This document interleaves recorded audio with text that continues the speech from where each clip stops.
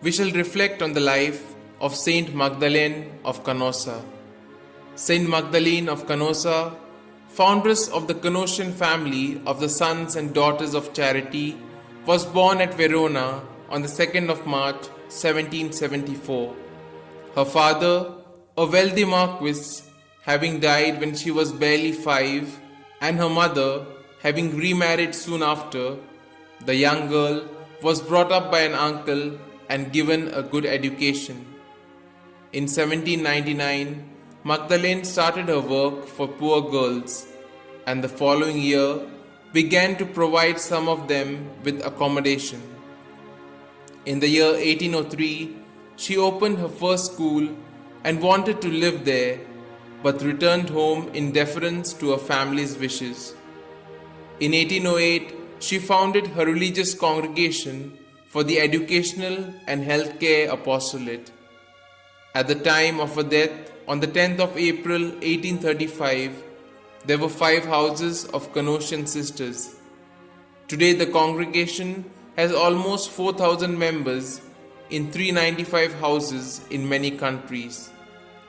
Magdalene was beatified by Pope Pius XII on the 7th of December 1941, and the miracle required for canonization was officially recognized on the 11th of December 1987.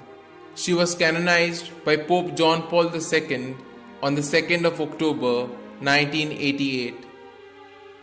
The heartbeat of Magdalene's apostolic choice vibrates through the institution that she founded and which she wished to be dedicated and consecrated to charity.